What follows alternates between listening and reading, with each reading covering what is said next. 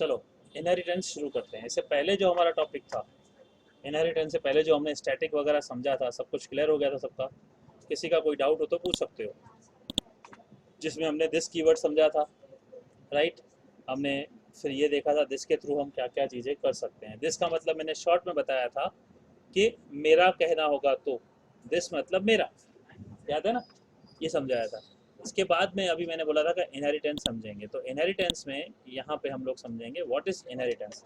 Actually inheritance होता क्या है, अब आपको समझना होगा। इनहेरिटेंस, अगर हम इंग्लिश में इनहेरिटेंस वर्ड बोलते हैं तो इनहेरिटेड प्रॉपर्टी हमारे वर्ल्ड, हमारे रियल वर्ल्ड में भी होती है। उसको क्या बोलते हैं कि हमारे हायर्स, यानी जो हमारे पुरखों की प्रॉपर्टी है जो हमें दी जा रही है, तो हमारे पास खुद की प्रॉपर्टी नहीं, इनहेरिटेड प्रॉपर्टी है, राइट, जो हमें वारसात में मिलती है। भाई देखो ये प्रॉपर्टी मिली है, अब वो खुद की तो नहीं हुई है ना, हमको हमारे पेरेंट्स से मिली है। यहाँ पे पेरेंट और चाइल्ड का रिलेशनशिप आया हमारे वर्ल्ड में, वही चीज यहाँ पे इनहेरिटेंस है, पेरेंट और चाइल्ड के रिलेशनशिप के बारे में बात हो रही है।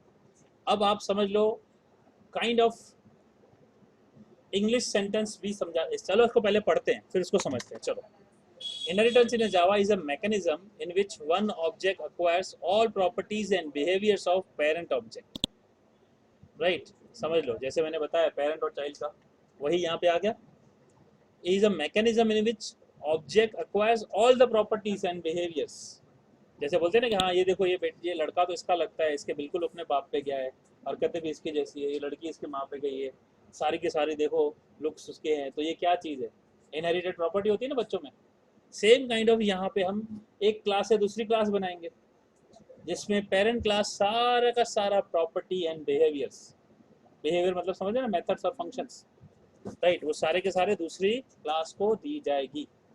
Okay, it is important part of ऊप कंसेप्ट, राइट। अब ये ऊप का बहुत बहुत इंपॉर्टेंट पार्ट है। इससे क्या होता है, इससे क्या होता है, the idea behind inheritance in Java is that you can create a new classes that are built upon existing classes. When you inherit from an existing class, you can reuse methods and fields that parent class of that parent class. Moreover, you can add new methods and fields in your current class. यानी समझ में आता है, reusability हुई। Reusability समझते हो ना क्या होता है, राइट। जो हमने पहले डिक्लेयर कर दिया दोबारा से डिक्लेयर नहीं करना पड़ेगा। अब नहीं, वो अलग चीज हो गई। अब हम खुद का बना रहे हैं, वो तो फंडामेंटल हो गए ना, फंडामेंटल में आ गए ये। अब समझने वाली बात है। चलो let me give an example. समझ लो कि हम एक क्लास बनाते हैं, ठीक है। इस क्लास को नाम दे देते हैं, चलो यहाँ पे नाम दे देते हैं पर्सन। तो इसकी प्रॉपर्टीज क्या क्या होंगी, पर्सन की क्या क्या प्रॉपर्टीज होती है, ठीक है। नेम होगा, एड्रेस होगा, जेंडर होगा, ठीक है, उसके बाद में कॉन्टैक्ट नंबर होगा, राइट, और भी बहुत कुछ होंगे, है कि नहीं। और इसके बाद में इसके मेथड्स भी होंगे, राइट। क्या क्या होंगे कि भाई इंसान है तो बात कर सकता है, रीड कर सकता है, चल सकता है, ठीक है ना, ये इसके मेथड्स होंगे ना। और भी बहुत सारे होंगे, है कि नहीं।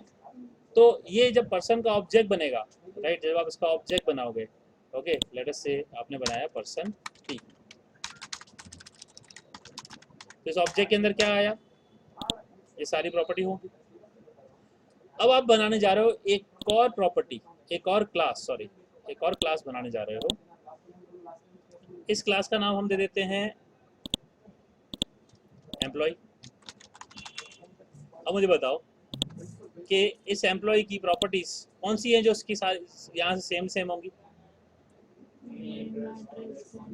सारी होंगी ना। तो मुझे फिर से लिखना पड़ेगा, तो ये रिपीटेशन हुआ कि नहीं, rather repeating what I will do, मैं बोलूँगा रिपीट नहीं करना है, मुझे रिपीट नहीं करना है, मुझे ये सारी प्रॉपर्टी यहाँ से मिल जाए, तो ये मेरा पेरेंट बन जाए, तो ये सारी प्रॉपर्टी मुझे मिलेगी। लेकिन कुछ इसकी प्रॉपर्टी होगी क्या जो अलग होगी, जैसे एम्प्लॉय है तो एम्प्लॉय के लिए क्या होगा भाई, उसकी सैलरी होती है, पोस्ट होती है ना। अब मुझे बताओ क्या हर पर्सन की सैलरी होती है, क्या हर पर्सन का पोस्ट होता है, नहीं। लेकिन हर एम्प्लॉय का नाम, एड्रेस, जेंडर, कॉन्टैक्ट होगा ना। तो ये सारी प्रॉपर्टी इसकी हो सकती है, लेकिन इसकी एक भी प्रॉपर्टी इसकी होगी क्या,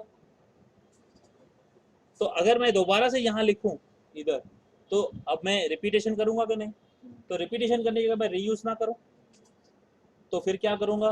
राइट, इसके अलावा राइट बहुत होगा, पोस्ट होगा, सैलरी होगा, प्लेसमेंट होगा, कहाँ पोस्टेड है, ठीक है, और भी बहुत क्या होगा, राइट, इसके बाद में वर्क, राइट, कुछ इसका वर्क प्रोफाइल होगा, है ना, उसका फंक्शन होगा, लेकिन वर्क प्रोफाइल यहाँ तो नहीं होगा, है ना। तो ऐसे बहुत सारे रिलेटेड टू दिस होंगे जो इसके खुद के होंगे, लेकिन ये सारे इसको मिलेंगे इनहेरिटेंस। तो ये हो गया रीयूजेबिलिटी। जब आप एम्प्लॉय का ऑब्जेक्ट बनाओगे, समझना, जब आप एम्प्लॉय का ऑब्जेक्ट बनाओगे, एम्प्लॉय, तो इस ई के अंदर ये सारी प्रॉपर्टी भी आएगी और ये सारी प्रॉपर्टी भी आएगी, यानी इसकी खुद की प्रॉपर्टी भी है और इसके पेरेंट की प्रॉपर्टी भी है। लेकिन पर्सन का जब ऑब्जेक्ट बनेगा तो इसके अंदर सिर्फ पर्सन की प्रॉपर्टी है, एम्प्लॉय की नहीं है। तो इसको हम दूसरी तरह से इंग्लिश सेंटेंस अगर फ्रेम करने जाएं तो हम क्या कह सकते हैं? अगर मैं इंग्लिश में इसको अगर इनहेरिटेंस जैसे बताऊं तो मैं बोल सकता हूं every employ is a person, कह सकते हैं। तो इस इनहेरिटेंस को हम एक टेक्निकली नाम भी देते हैं, उसको बोलते हैं ये इज अ रिलेशनशिप है, राइट, इंग्लिश में बोलेंगे is a. Every employ is a person, क्या बोल सकता हूँ every person is a employ? नहीं बोल सकते ना, राइट, बट ऐसा बोल सकते हैं ना every employ is a person. अच्छा, अब समझो ये एम्प्लॉय क्लास है, मैं इसको फर्दर और एक्सटेंड करने जा रहा हूँ, ठीक है, मैं एक और क्लास बनाऊंगा, ठीक है, लेट मी से अ क्लास, यहाँ पे हम एक क्लास बना सकते हैं ये टीचर, टीचर एक क्लास है, ठीक है। तो टीचर की खुद की प्रॉपर्टीज होंगी और टीचर की ये सारी प्रॉपर्टीज होंगी कि नहीं जो ये हैं। आप सोचो every teacher has a salary, post, placement, work profile, but every teachers, every employ is not a teacher but every teacher is employ, कह सकते हैं ना, every employ is not a teacher but every teacher is employ. तो ये एक parent से child और इसका ये चाइल्ड, तो ये पेरेंट हुआ इसके लिए, ये हो गया type of inheritance, multi level inheritance. A से बी एक्सटेंड हुआ, बी से सी एक्सटेंड हुआ, ये सिंगल लेवल था, राइट। तो अब टीचर की खुद की प्रॉपर्टी होंगी, टीचर की क्या प्रॉपर्टी हो सकती है भाई? टीचर के सब्जेक्ट्स हो सकते हैं, स्टैंडर्ड हो सकता है ना, स्टैंडर्ड होगा, सब्जेक्ट होगा, और भी कुछ हो सकता है जो खाली टीचर का रिलेटेड होगा। ओके, इसके बाद टीचर होगा, उसका प्रोफाइल होगा टीच करने का, ठीक है, एग्जाम कंडक्ट करने का, राइट, और भी बहुत कुछ होंगे, इसके मेथड्स होंगे। जब आप टीचर का ऑब्जेक्ट बनाओगे तो इसकी प्रॉपर्टी खुद की होंगी, जो सारी की सारी इसकी तो है ही, इसकी भी इसमें है। तो ये है मल्टी लेवल इनहेरिटेंस, टेक्निकली ये चीज होती है इनहेरिटेंस। अब इसमें कोई सवाल आपका आता हो तो पहले पूछो, समझ में आ रहा है? तो उस दिन पूछ रहा, मैंने बोला था बाकी है भी समझना।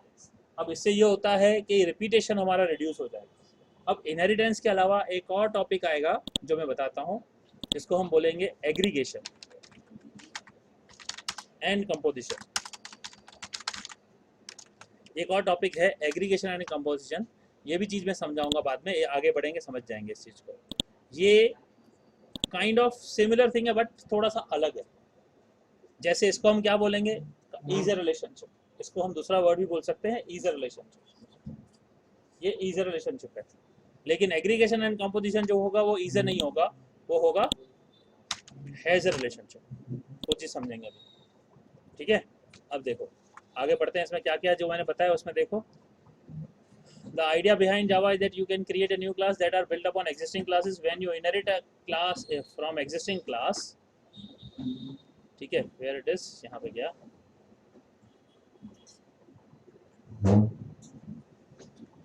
कहाँ चला गया,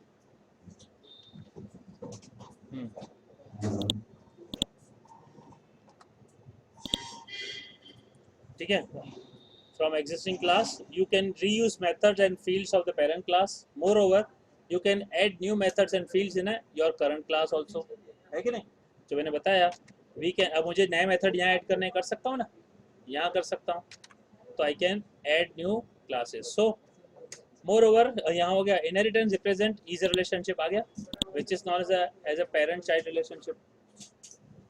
Why use inheritance? For method overriding, so runtime polymorphism can be achieved. Now what is the method overriding? Overloading नहीं, overriding। देखो यहाँ पे एक फंक्शन है, यहाँ पे एक फंक्शन है इसके अंदर गेट डिटेल, गेट करके, राइट। ये क्या करेगा, इसकी सारी प्रॉपर्टी का इनपुट लेता है, और यहाँ पे भी फंक्शन है गेट करके। अब हो क्या रहा है, यही नाम का फंक्शन, सेम नाम फंक्शन आ गया ना। अब सेम नाम का फंक्शन होगा जब इस ऑब्जेक्ट को आप कॉल करोगे ई से, तो ई डॉट, सपोज आपने किया ई डॉट गेट, ऐसे ही कॉल करेंगे ना, और यहाँ करेंगे P dot gate.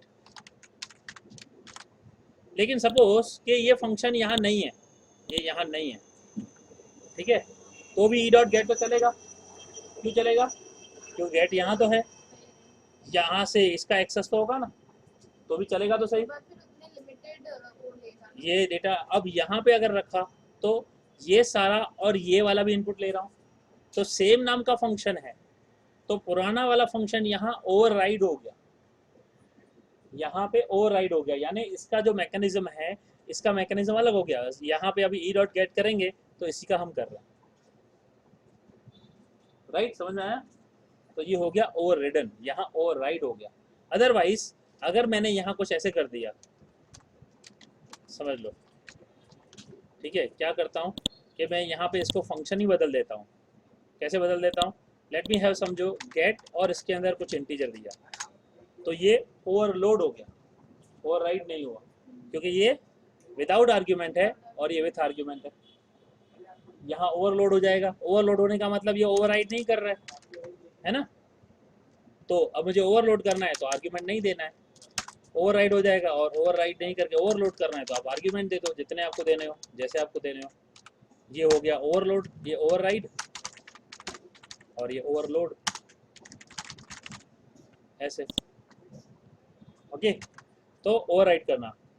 Now terms used in inheritance क्या क्या है। Class, a class is a group of objects which have common properties, a template or blueprint from which objects are created, ये तो पता ही है आपको, ठीक है।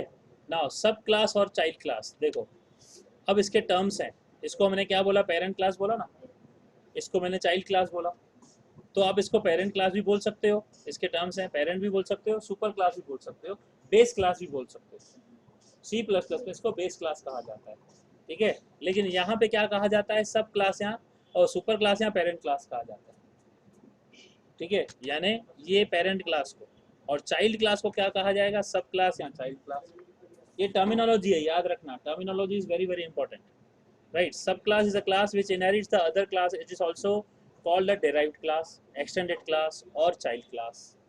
तो डेराइव्ड क्लास बोलेंगे तो भी चाइल्ड क्लास है, अगर डेराइव बोल रहे हैं तो डेराइव किया तो उसका जो होगा पेरेंट को हम बेस बोलेंगे, ठीक है। सब सुपर क्लास या पेरेंट क्लास क्या है, super class is the class from where sub class inherits, it is also called as a base class और अ पेरेंट क्लास, जैसे मैंने कहा। Reusability, as the name specify, reusability is a mechanism which facilitates you to reuse the fields and methods of the existing class when you create a new class. You can use the same field and methods already defined in the previous class. Right? सारे के सारे आप reuse कर सकते हो जो मैंने बता दिए, और खुद के भी बना सकते हो, तो हो गया reuse यहाँ पे। अब ये इतना हो गया कि ये क्या चीज़ है। अब क्या समझ में आ गया, कोई सवाल है तो पूछो।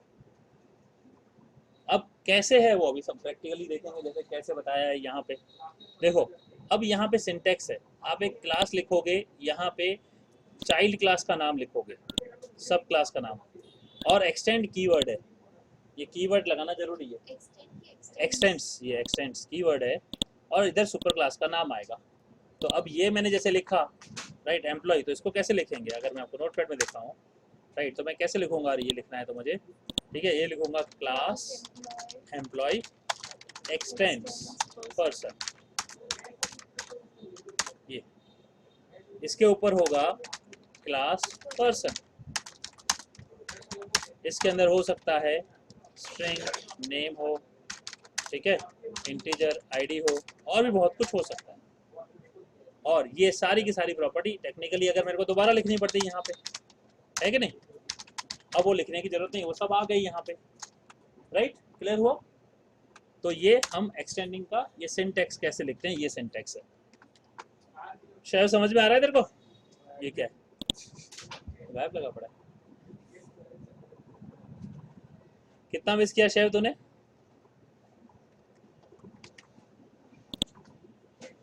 चलो, the extends keyword indicates that you are making a new class that derives from an existing class. The meaning of extend is to increase the functionality. In the terminology of Java, a class which is inherited is called a parent or superclass, and the new class is called child or subclass. देखो, ये अब sign ऐसे refer किया जाता है, ये arrow जो है ना, ये पेरेंट की ओर होगा, चाइल्ड से पेरेंट की ओर साइन होगी, right. Every programmer is a employ, every employ is not a programmer, right. तो कैसे बताएंगे मैं इसका बेटा हूँ, बता देना उंगली, पिताजी थोड़ी बोलेंगे ये मेरा बेटा है, वो भले बोलते हो अलग बात है, लेकिन बेटे के नाम के पीछे हम पेरेंट का नाम जोड़ते हैं ना, सेम थिंग यहाँ पे. Programmer is a child of this parent class. Okay, displayed in about, like अब देखो यहाँ क्लास एम्प्लॉय प्रोग्रामर दे दिया, ऐसे एग्जांपल दिया है. अब सैलरी हर एम्प्लॉय की है, लेकिन इसको बोनस भी दिया है, तो क्या दिया है, प्रोग्रामर पी प्रोग्रामर, और उसकी सैलरी दे दी 4000 प्लस बोनस दे दिया, ये देखो 4000, 40,000 प्लस 10,000, 4000, 40,000. ठीक है, समझ में आया, राइट. अब इसमें टाइप्स क्या क्या होते हैं. अब टाइप्स ऑफ इनहेरिटेंस मतलब कि किस तरह की एक्सटेंशन कैसे कैसे हो सकता है. On the basis of class there can be 3 types of inheritance, single, multi level and hierarchical. 3 ही होते हैं, single, multi level, hierarchical. In Java, हाँ अब हायरार्किकल बता रहा हूँ ना क्या है, ठीक है. In Java programming, right, multiple and hybrid inheritance supported through interface only. We will learn about interface later, right. ये दो और तरह की इनहेरिटेंस होती है जो डायरेक्ट सपोर्ट नहीं है. सी प्लस प्लस में ये डायरेक्ट होता है, जिसकी वजह से वर्चुअल कीवर्ड आपने पढ़ा ना, जो वर्चुअल, जिसकी वजह से वर्चुअल हमको यूज़ करना पड़ता है. अब यहाँ पे देखो, क्लास ए से क्लास, देखो क्लास बी एक्सटेंड क्लास ए, तो एरो ऊपर की ओर है ना, ऐसे. सेम थिंग, क्लास ए से बी से सी बनाया, ऐसे ही क्लास ए से 2 क्लास बनी है, क्लास बी और क्लास सी.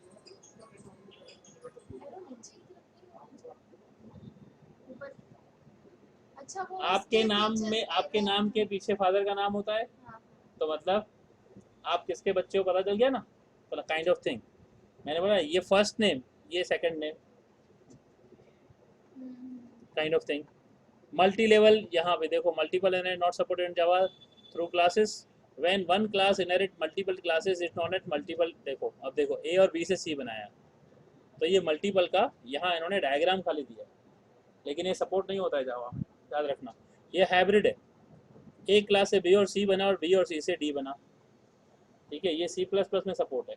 इतना हिस्सा देखो, ऊपर का हिस्सा देखो तो क्या है, हायरार्किकल. इतना देखो, ये मल्टीपल है, राइट. ये मल्टीपल बताया और इस मिक्स कर दिया तो हाइब्रिड हो गया. Hybrid is a mixture of 2 different inheritance को मिक्स कर दिया, तो हाइब्रिड उसको बोलते हैं, राइट. सिंगल इनहेरिटेंस का एग्जांपल वो भी वही है ना, कौन सा, इनहेरिटेंस ही है ना, मल्टीपल. तो फिर ये सपोर्ट नहीं है ना बेटा, जावा में इसका नहीं सपोर्ट है, ये जावा सपोर्ट नहीं करता है इसको मल्टीपल को. ओके, ये इंटरफेस के थ्रू होगा. इंटरफेस एक नया कंसेप्ट है. ओके, सिंगल इनहेरिटेंस एग्जांपल क्या है, when a class inherits another class known as single inheritance. Example देखो यहाँ दिया है, एनिमल बनाया, एनिमल से क्या बनाया, डॉग बनाया, ठीक है. एनिमल से डॉग बनाया, तो इसके अंदर जो है ईट, इसके अंदर bark. Every animal can eat, but can every animal bark, no. तो खाली डार्क डॉग में दिया है, ठीक है. ऐसे ही यहाँ मल्टी लेवल देखो, एनिमल बनाया, डॉग, डॉग के बाद बेबी डॉग बनाया. अब ये बाग कर सकता है, बेबी डॉग खाली वीप कर सकता है ना, ऐसा. तो वीपिंग तो ये भी कर सकता है, लेकिन ये बाग नहीं कर सकता है, ऐसा. तो इस तरह से ये बताया है, देखो. ओके, नाउ हायरार्किकल इनहेरिटेंस क्या है, एनिमल है, एनिमल ईट कर सकता है, लेकिन डॉग है तो बाग करेगा, कैट है तो म्याऊ करेगी. ये दोनों के दोनों किससे है, एनिमल क्लास से एक्सटेंडेड है. जो ये वो है हायरार्की. नहीं, हाँ हायरार्की, सॉरी, हाँ हायरार्की, राइट. मल्टीपल सोच रहा था मैं, हायरार्की, राइट. दोनों के दोनों एनिमल क्लास के ऑब्जेक्ट हैं. अब इसको दूसरा और सोचो, व्हीकल, व्हीकल से बाइसाइकिल भी व्हीकल है, बाइक भी है, स्कूटर भी है, कार भी है, बस भी है, प्लेन भी है, सारे के सारे व्हीकल्स हैं, राइट. तो वो कौन से हुए, हायरार्किकल हुए ना, काइंड ऑफ थिंग, ठीक है. तो यहाँ पे है आगे why multiple inheritance not supported in Java. तो इतना क्लियर हुआ पहले, इतने में कोई डाउट है? अब मल्टीपल इनहेरिटेंस जो कि हमारे इनहेरिटेंस में है ही नहीं, क्यों सपोर्ट नहीं करता है उसके बारे में बताया है। To reduce the complexity and simplify the language, multiple inheritance are not supported in Java. Consider a scenario where A, B, and C are three classes. The C class inherits A and B classes. If A and B have the same method, you call it from child class. There will be an ambiguity to call a method A and B class. समझ आया क्या बोलना चाहता है? A और B से C बना रहे हो, A और B में दोनों में गेट फंक्शन है, दोनों में गेट फंक्शन है। तो गेट फंक्शन जब ए का गेट फंक्शन करेंगे तो ए के ऑब्जेक्ट की प्रॉपर्टीज लेगा, बी का करेंगे तो बी के करेगा। लेकिन अगर आप ए बी से सी बना रहे हो तो सी में दोनों गेट है, अब दोनों सेम नेम है, तो यहाँ कंफ्यूजन हुआ कि नहीं कि सी में जब गेट फंक्शन को कॉल करे तो कौन सा गेट है, ए के थ्रू है कि बी के थ्रू है? तो ये सिचुएशन एम्बिग्यूटी हुई कि नहीं? राइट, इसकी वजह से यहाँ पे since compile time errors are better than runtime errors, Java renders compile time error if you inherit two classes. So whether you have same method or different method, there will be a compile time error, है ना? तो अब यहाँ पे एक इसने नया topic दे दिया हमें डिस्कशन का।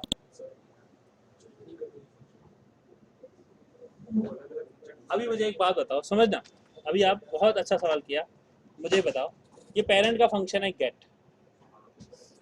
चाइल्ड, मुझे एक बात बताओ चाइल्ड में गेट आएगा कि नहीं आएगा ना? ठीक है, अब इसके पास गेट आया, आप इसको वापस से गेट कर रहे हो, आप ओवरराइट कर रहे हो, ठीक है, लेकिन इसके पास दो पेरेंट्स से गेट आएगा तो कौन सा? लेकिन उन पेरेंट क्लास में दोनों में ए है, दोनों में नाम ही गेट लिखा है, दोनों में गेट ही नाम लिखा है, तो बेटा वो तो कर दो, सिचुएशन का सॉल्यूशन दो ना, सिचुएशन का सॉल्यूशन दो ना, कर दो तो करने को तो पता है हमें, लेकिन when we talk about situation solution, you give me the solution of this problem, you will say नहीं ऐसा नहीं ऐसा करो, क्यों ऐसा करो? ऐसा प्रोविजन होना चाहिए कि ऐसा सिस्टम भी हो तो हैंडल कर पाए। आप सिस्टम को चेंज करने की बात कर रहे हो, हैंडलिंग की बात करो ना। हाँ बेटा, तो सी में भी तो ऐसी प्रॉब्लम आती होगी ना, सी प्लस प्लस में उसका सॉल्यूशन है ना वर्चुअल कीवर्ड। अच्छा, हाँ, सी प्लस प्लस में ऑलरेडी इसका सॉल्यूशन है ना वर्चुअल करके, जो शुरू में नहीं पढ़ाया था वर्चुअल, आपको पता नहीं चलेगा, तो वर्चुअल उसमें सॉल्यूशन है, राइट। इसको हम बोलते हैं डायमंड प्रॉब्लम। अगर इसका बनाने जाओगे तो ये डायमंड बनेगा, ये हाइब्रिड है, ये बनेगा, राइट। ए से बी सी बनाया, बी सी से डी बनाया, इतना ही डिस्कस कर रहा है खाली ये, इतना। इसमें गेट है, इसमें गेट है, इसमें भी गेट आएगा। अच्छा मैं चलो अब ये बताता हूँ, इसके अंदर ए है तो इसके अंदर बी है, इसके अंदर सी है, तो इसके अंदर ए बी और इसके अंदर ए सी होगा। अब यहाँ पे क्या होगा, ए की कितनी कॉपी आएगी? दो बार, दो की एक, ए की कॉपी दो आएगी ना। कौन सा ए, इसका वाला, इसका वाला, कौन सा वाला? प्रॉब्लम आई कि नहीं? राइट, ये सिचुएशन समझ ली। तो इसलिए ये, अब यहाँ पे आपको एक और प्रॉब्लम इसने बताई, जावा ने, आपने शायद नहीं ध्यान दिया, compile time errors are better then run time error. ऐसे कैसे, एरर में भी बेटर एरर्स? एरर तो एरर है, कंपाइल टाइम एरर नुकसान नहीं पहुंचाते, रन टाइम एरर सिचुएशंस यानी एक्सेप्शंस होते हैं, नुकसान, प्रोग्राम क्रैश कर देते हैं, राइट, वो प्रोग्राम ही कैंसल क्रैश कर देते हैं पूरा का पूरा। रन टाइम एरर्स जो होते हैं ना, प्रोग्राम पूरा क्रैश कर देते हैं, राइट। कंपाइल टाइम एरर आएंगे तो प्रोग्राम चलने ही नहीं देंगे, इसलिए compile time errors are better then run time error, right. यहाँ पे एक बार, अब ये जो चीज़ है ये एक नई चीज़ को बताने जा रहा है कि आगे हमें रन टाइम एरर्स को हैंडल करना पड़ेगा जो पता ही नहीं है, इसलिए एक्सेप्शन हैंडलिंग आएगा, ठीक है। यहाँ पे एक नया वर्ड दे दिया है ना, एक नया टॉपिक आने वाला है, ठीक है। Java renders compile like if you inherit two classes, so whether you have same method like this. अब देखो ये करोगे तो ये कंपाइल टाइम एरर आएगा। हाँ वही सही बात है, एग्जैक्टली। फ्रेम उठने के बाद भाई ये गड़बड़ हो गई है, तो वहाँ मरने का खतरा है, क्रैश होने का खतरा है। अब क्रैश होने से पहले ही पता चल गया, नहीं रुको भाई, फ्लाइट टेक ऑफ नहीं होगी, यहाँ गड़बड़ी है फ्लाइट में, सारे चेक्स ओके नहीं आए हैं, राइट, ऐसा। ओके, तो ये यहाँ पे हमारा टॉपिक इनहेरिटेंस का पूरा हो रहा है। नेक्स्ट क्या है, देख लेते हैं एग्रीगेशन। जो मैंने बोला एग्रीगेशन क्या होता है, जो मैंने बोला ना कि हैज अ रिलेशनशिप, राइट, ये है एग्रीगेशन। अब आपको समझना पड़ेगा कि अभी आप क्लासेस एंड इनहेरिटेंस तो क्लियर हो गया पक्का। अब आप ये सोच सकते हो every object is in this world, everything is an object. So ऐसा भी कह सकते हैं objection is a collection of so many properties, है ना। But every property, right, having some type, that type, can that type be a class also? यानी an object can have another object. For example, car is an object, it has steering, steering is an object, it has a tape recorder, it has a air conditioner, है कि नहीं। तो वो सारे भी object है, तो वो इनहेरिटेड थोड़ी हुए। क्या बोलेंगे, car is a air conditioner या car has a air conditioner. Car is a vehicle ना, तो कार और व्हीकल के बीच में inheritance relation is a relationship है। कार और टेप रिकॉर्डर या कार और एयर कंडीशनर के बीच में कौन सा रिलेशन हुआ, हैज है। तो कार एक ऑब्जेक्ट है जिसके अंदर एक और ऑब्जेक्ट है, राइट, उसको बोलते हैं एग्रीगेटेड क्लास यानी एग्रीगेशन। इतना सिंपल समझ लो। If a class have an entity reference, it is known as aggregation. Aggregation represent has a relationship. Consider a situation employee contains many information such as ID, name, email ID, etc. It contains one more object, address. अब address which contains its own information such as city, state, country, zip code, है ना। So address क्या है, address का एक object बनाया, address क्यों, क्योंकि एड्रेस अकेले में खाली एड्रेस नहीं है, एड्रेस के अंदर सिटी है, स्टेट है, कंट्री है, जिप कोड है ना। तो एड्रेस अपने आप में एक ऑब्जेक्ट है यानी एंटिटी है। और देखा जाए तो एम्प्लॉय एक और एंटिटी बनने जा रहा है ना। तो अगर मैं इसको एक्सेल में समझाने की कोशिश करूं, समझने की कोशिश करना बहुत सिंपल है कि मैं अगर यहाँ पे बनाऊं, ये है एम्प्लॉय आईडी, ये है एम्प्लॉय नेम, ठीक है। और क्या होगा, फॉर एग्जांपल सैलरी, ये प्रॉपर्टी है, राइट, डेजिग्नेशन, ओके। अब इसके बाद में है इसका एड्रेस करके भी है। तो ये एड्रेस ऐसे भी लिख सकता हूँ मैं, तो पूरा एड्रेस एक लाइन में लिख लूँ। लेकिन अगर एड्रेस को मैं ऐसे बोलूँ भाई, हाउस नंबर, सिटी, राइट, फिर सॉरी सोसाइटी, ठीक है, फिर स्ट्रीट, फिर सिटी, सिटी से भी पहले लैंडमार्क, सिटी, फिर स्टेट, फिर जिप कोड या पिन कोड। अब ये सारे के सारे किसके रिलेटेड है, एड्रेस के रिलेटेड। तो मैं इसको ऐसे नहीं कर सकता हूँ, लेट मी मर्ज इट, इसको मर्ज करूँ पूरा का पूरा, राइट, और मैं यहाँ पे कर दूँ एड्रेस और इसको भी मर्ज कर दूँ, ये ऐसे हो जाएगा ये।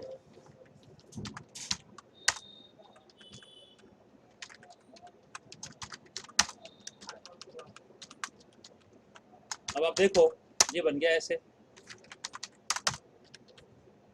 ये अलग से, समझ रहे हो ना।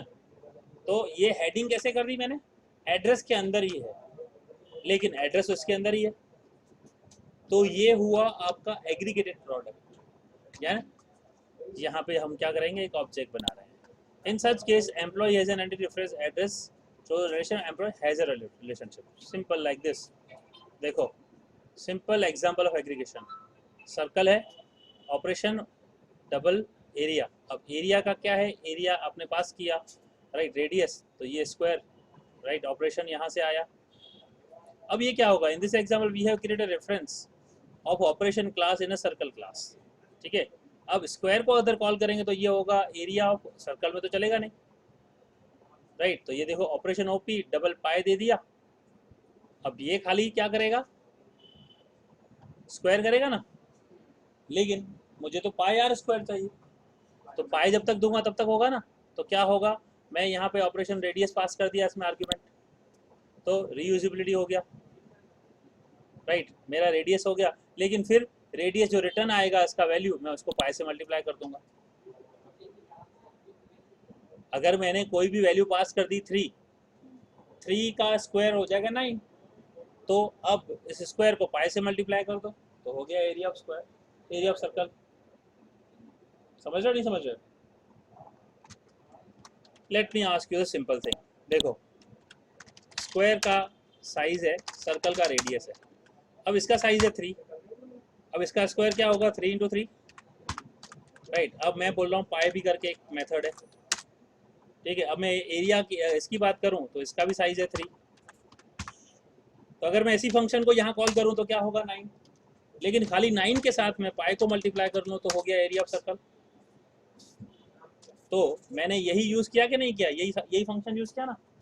तो वही चीज यहाँ की, इन्होंने रीयूजेबिलिटी की, कि स्क्वायर को यूज किया और साथ में इसको मल्टीप्लाई कर दिया, तो ये रिटर्न करेगा एरिया ऑफ सर्कल, जबकि वो था एरिया ऑफ स्क्वायर खाली, राइट। काइंड ऑफ थिंग इस तरह से। तो इंटू एच कर देंगे, फिर सिलेंडर में वही फंक्शन को रीयूज करो ना, स्क्वायर को रीयूज करो, पाई आर स्क्वायर को आगे खाली सिलेंडर में खाली इंटू एच ही पास करो, तो रीयूज हो गया ना आधा अधूरा। अब मुझे क्या करना है? अगर सिलेंडर पास करना है यहाँ पे, ठीक है, तो मुझे खाली हाइट देनी पड़ेगी, हाइट है 4, राइट। तो ये मल्टीप्लाई करें इंटू दिस कर दूं, तो ये रीयूजेबिलिटी होगा कि नहीं? ये हो गया एरिया ऑफ सर्कल, लेकिन इसके अंदर एच कर दिया तो ये सिलेंडर हो गया, राइट। अगर 3 है तो यही 3 जो भी दोगे ये हाइट हो जाएगी वैल्यू। तो रीयूजेबिलिटी इसमें भी दिखा रहा हूँ आपको मैं, और इसमें वो कर सकते हैं। व्हेन यूज एग्रीगेशन को व्हेन कब कर सकते हैं? देखो, code reuse is also best achieved by aggregation when there is no is a relationship. ध्यान से रखना है, जब ईजर रिलेशनशिप नहीं हो तो ही हैजर रिलेशनशिप होना चाहिए, राइट। जैसे मैंने क्या बोला? Every car is a vehicle, लेकिन एसी इज अ व्हीकल बोला नहीं, ठीक है ना। लेकिन कार इज अ एसी भी तो नहीं है, तो कार हैज अ एसी। तो उस समय हमको ये करना है, इनहेरिटेंस कब यूज करने का। आप ऑब्जेक्ट के अंदर दूसरे, अब आप समझो, क्लास के अंदर दूसरे क्लास का ऑब्जेक्ट कब बनाओगे? जब दोनों के बीच में इनहेरिटेड यानी कोई ऐसा काइंड ऑफ रिलेशनशिप नहीं होना चाहिए। इज का मतलब होता है kind of relationship. Kind of relationship मतलब क्या है? Car is a kind of vehicle, है कि नहीं? Scooter is a kind of vehicle, right. तो अब मुझे बताओ, air conditioner is a kind of vehicle है क्या? तो air conditioner is kind of different object हुआ ना। अब मुझे कार के अंदर एयर कंडीशनर चाहिए कि नहीं चाहिए? तो मैं यहाँ इनहेरिट करूंगा कि एग्रीगेट करूंगा? तो ऐसे वही बताया है कि एग्रीगेशन कब यूज करना, जब कोई नो इजर रिलेशनशिप नहीं हो आपस में। मतलब अगर एयर कंडीशन भी इज अ व्हीकल होता तो हम उसको एग्रीगेट नहीं कर सकते। एग्रीगेट नहीं करना चाहिए, कर सकते हैं और करना चाहिए। देखो, करना चाहिए या नहीं करना चाहिए बताया जा रहा है, कर सकते हैं या नहीं कर सकते नहीं बता रहा है ये। आप कर सकते हो, लेकिन फिर आपको आगे कंफ्यूजन आएंगी, प्रॉब्लम्स आएंगी। ये एक और चीज समझ, यहाँ क्या बता रहा है? कब करना चाहिए कब नहीं करना चाहिए। ये नहीं बोल रहा है कर सकते नहीं कर सकते। अब इसका मतलब ये नहीं निकालना कि नहीं कर सकते। आपको क्या करना चाहिए? पढ़ाई करनी चाहिए, रेगुलर टाइम पे पढ़ना चाहिए। करते हो कि नहीं करते हो? वो आपकी मर्जी है। क्या करना चाहिए बात हो रहा है, राइट। ऐसा थोड़ी बोलेगा करो पढ़ो जरूरी है, सर हमारी मर्जी। करना तो चाहिए लेकिन हमको अच्छा नहीं लगता, यही चीज है। तो यहाँ पे हो वही डिस्कशन हो रहा है, क्या करोगे? मैं तो कितनी बार बोलता हूँ आप पढ़ो, कहाँ पढ़ते हो? ठीक है, तो ऐसा inheritance should be used only for a relationship is a maintained throughout lifetime of the object involved, otherwise aggregation is best choice. now यहाँ पे एक और मस्त नया वर्ड आया, relationship is a maintained throughout the lifetime. what's the meaning of this? उसका यानी वो जो है क्या बोलते हैं, ओनरशिप, ओनरशिप। ओनरशिप उसका है। अब यहाँ understanding the meaningful example of aggregation. अब यहाँ पे मैं स्कोप समझाने की कोशिश करूंगा, इस वर्ड का मतलब क्या, ये वर्ड का समझना। चलो वेरी गुड। यहाँ पे इन्होंने बताया है कि नहीं बताया है, चलो यहाँ वो नहीं बताया, लेकिन यहाँ तो उन्होंने सिंपल एग्जाम्पल दिया है एग्रीगेशन का, तो चलो ये तो समझ गए। अब मैं इसका समझाना है मुझे खाली बाकी, राइट। इसका दोनों के प्रोग्राम्स करते होता है कि नहीं? बताता हूँ ना, पहले ये देखते हैं आगे टॉपिक क्या है। मेथड ओवरलोडिंग है बाद में आएगा, ठीक है, ये हम कल समझेंगे, ठीक है ना। अब यहाँ पे ये समझेंगे, कि मैंने जो आपको बोला कि ये रिलेशनशिप की बात की मैंने लाइफ टाइम का। नाउ एग्रीगेशन के साथ में एक और वर्ड है जो इसमें नहीं बताया है, वो है कंपोजिशन। ठीक है, ध्यान से देखना, मैं एक क्लास की डिज़ाइन बनाने जा रहा हूँ। एड्रेस एक क्लास है, ठीक है। इसके अंदर क्या है, हाउस नंबर, ठीक है, सिटी, स्टेट, पिन कोड, बस इतना ही रखता हूँ फिलहाल, ठीक है। और इसका ऑब्जेक्ट बनाएंगे हम पर्सन के अंदर, ठीक है। पर्सन की क्या क्या प्रॉपर्टी होगी, सबसे पहले इंटीजर आईडी, चलो डेटा टाइप नहीं लिखते, आईडी, फिर नेम, फिर एड्रेस, ठीक है। हाँ ऑब्जेक्ट बनेगा ना, तो एड्रेस इसलिए लिखा ना, एड्रेस इसी से आएगा ना। अब यहाँ पे एक और क्लास है जिसका टाइप है नेम। नेम भी एक क्लास है हमारी, ठीक है। नेम में क्या होता है, first name, middle name, last name होता है, 3 हिस्से हैं ना हमारे नाम के भी। तो इसका भी आप यहाँ ऑब्जेक्ट बना रहे हो, इसका भी आप यहाँ ऑब्जेक्ट बना रहे हो, जो कि आपकी एड्रेस क्लास से आ रहा है और नेम क्लास से आ रहा है। तो यहाँ पे आपने इनहेरिट नहीं किया है, इनहेरिट नहीं किया है आपने, समझना, ये दोनों के दोनों एग्रीगेशन है, ठीक है ना। अब इनहेरिट मतलब पर्सन के बाद जैसे आप एम्प्लॉय बनाओगे, ओके, यहाँ पे एम्प्लॉय आईडी होगी, ठीक है, डेजिग्नेशन होगा, यहाँ सैलरी होगा, ठीक है। तो ये दोनों के बीच में आपका रिलेशनशिप है, ठीक है। वो रिलेशनशिप कौन सा है, इनहेरिटेंस का है, ओके। अब आप समझो पर्सन के ऑब्जेक्ट है P1, P2, P3, ओके। अब P1, P2 इनकी डिटेल सारी होगी, सेम होगी, है कि नहीं। तो P1 है तो उसका नाम भी होगा, उसका एड्रेस भी होगा, है कि नहीं, उसकी आईडी भी होगी, होगी कि नहीं, सबकी होगी ना। अब ये मान लो P1, P2, राइट, आईडी 1, 2 और 3। अब इसका फर्स्ट नेम है, मिडिल नेम है, लास्ट नेम है ना, इसका भी है, इसका भी है, क्या है वो डिस्कस नहीं कर रहे हैं। ऐसे ही इसका भी एड्रेस है, हाउस नंबर है, सिटी है, स्टेट है, पिन कोड है, क्या वैल्यू वो डिस्कस नहीं कर रहे हैं, ठीक है। अब ये मान लो कि ये दोनों एक ही घर से आ रहे हैं, ये दोनों एक ही घर से आ रहे हैं, पर्सन 1 एंड पर्सन 2 दोनों के दोनों एक ही घर से आ रहे हैं, उन दोनों की ये वाली चीज़ सेम है, लेकिन नाम तो अलग अलग है, आईडी अलग अलग है, ठीक है। अब आप समझना, जब पर्सन 1 और 2 दोनों, अब ये पर्सन 1 अगर हम डिस्ट्रॉय यानी कि जिसको हम रिमूव कर देते हैं, तो इसको रिमूव करते इसके साथ नेम की प्रॉपर्टी, यानी इसका नाम भी उड़ गया, इसका नाम भी चला जाएगा ना। लेकिन इसकी जो इसमें जो एड्रेस थी, इसके अंदर जो एड्रेस थी, ये इसके अंदर जो एड्रेस थी, राइट, ये उड़ गई कि ये अभी भी पड़ी है इधर, अभी भी पड़ी है ना, ठीक है। तो इस पर्सन का ओनर क्या था, ये नाम की ओनरशिप इसकी खुद की है, कह सकते हैं ना कि ये गया इंसान तो उसका नाम भी चला गया।